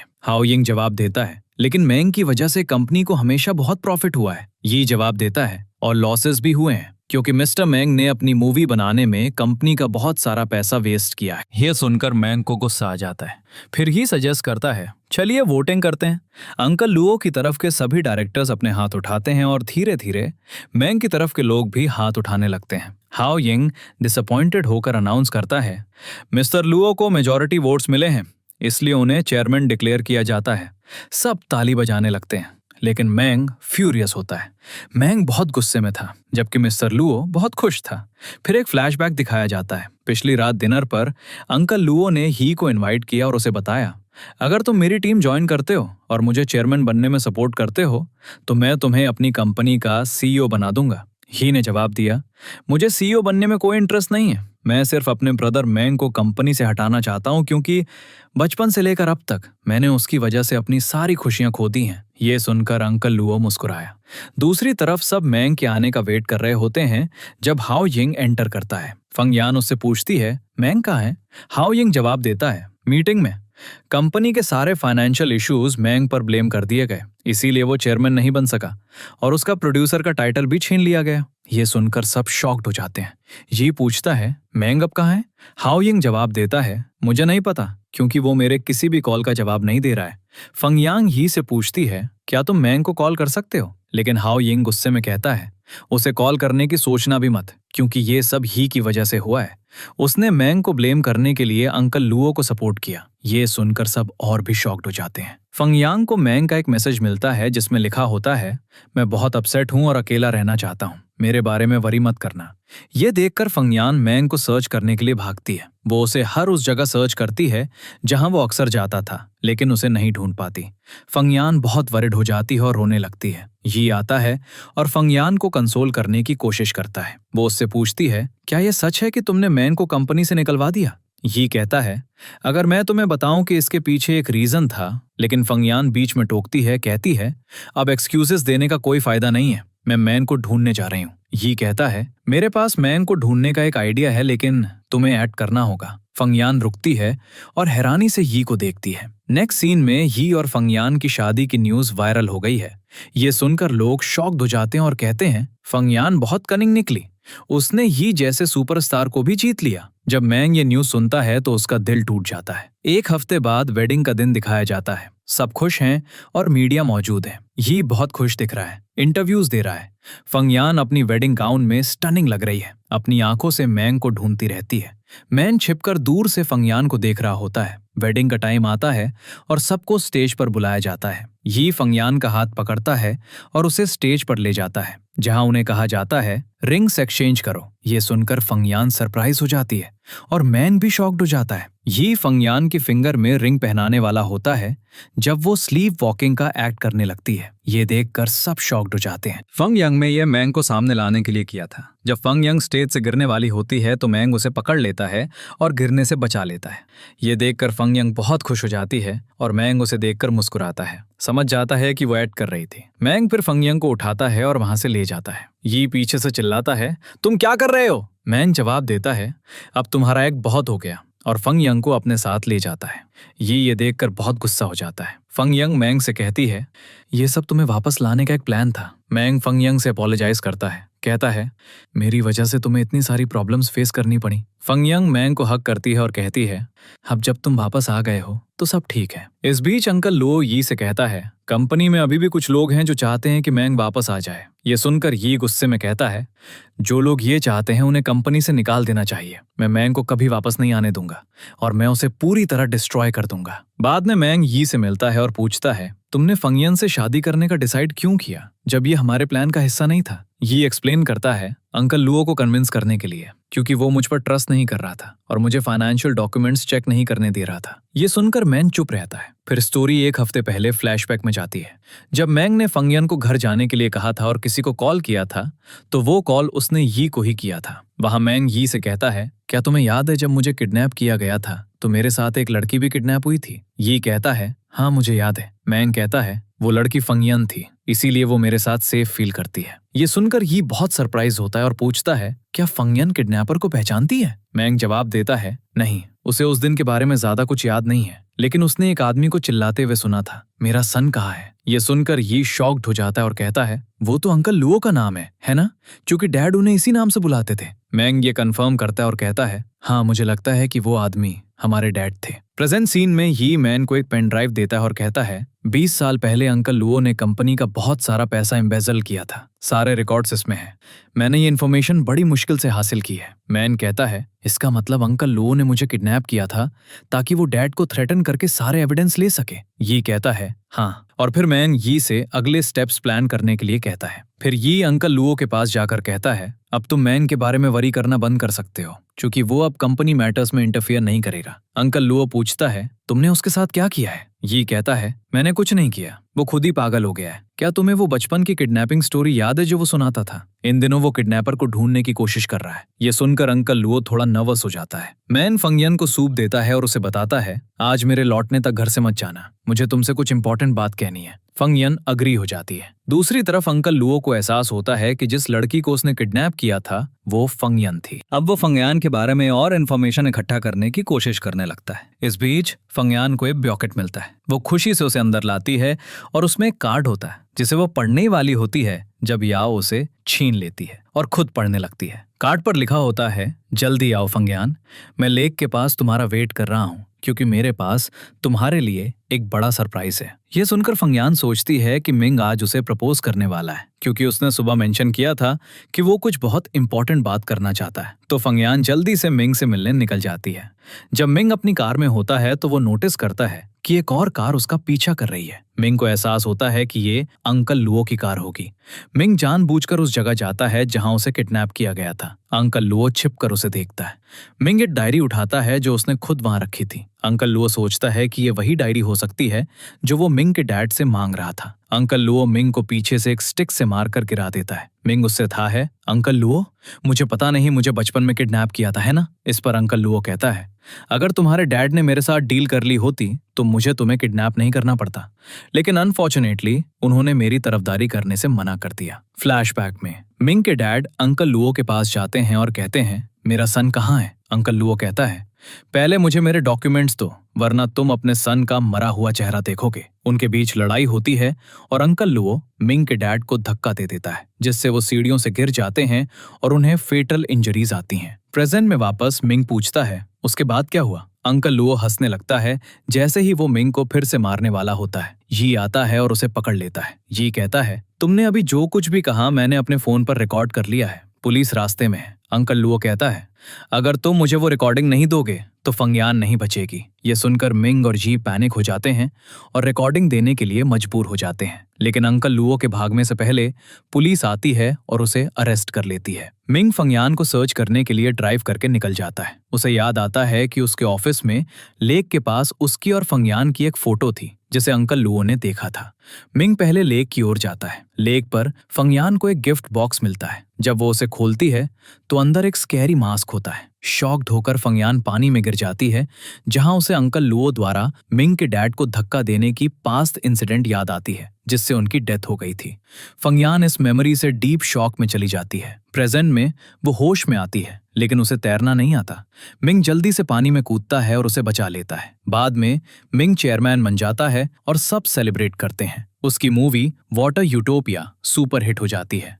फंगयान याओ को एक रूम में ले जाती है, ये प्रिटेंड करते हुए कि उसने मिंग का दिया हुआ गिफ्ट खो दिया है। बाहर हाओ यिंग याओ को प्रपोज करने की प्रैक्टिस करता है। जब याओ बाहर आती है तो वो ये देखकर सरप्राइज्ड हो जाती है और हाओ यिंग को हाँ कह देती है। सब बहुत खुश होते हैं। बाद में मिंग की मॉम फंगयान को बताती हैं, मिंग बिल्कुल अपने डैड जैसा है, उसे ठीक से प्रपोज करना नहीं आता। तभी मिंग फंगयान के पास एक वेडिंग कार्ड लेकर आता है और उसे कुछ एक्सप्लेन करने की कोशिश करता है, लेकिन वो समझ नहीं पाती और अपसेट हो जाती है। फंगयान अपनी शॉप पर जाती है और मिंग उसे मैसेज करता है, आज मौसम अच्छा है और आज वैलेंटाइंस डे है, क्या तुम मुझसे शादी करोगी? फंगयान गुस्सा हो जाती है और कहती है, ये कैसा प्रपोजल है? मिंग उसे टेरेस पर बुलाता है। मिंग फंगयान को प्रपोज करके सरप्राइज देता है। वो एक लोकेशन को लाइट से डेकोरेट करता है जिस पर मैरी मी लिखा होता है। ये देखकर फंगयान बहुत खुश हो जाती है। मिंग कहता है, बचपन के बाद तुमसे मिलना डेस्टिनी जैसा लगता है, इसने मुझे अब डेस्टिनी में बिलीव करना सिखा दिया है। आखिर में वो किस करते हैं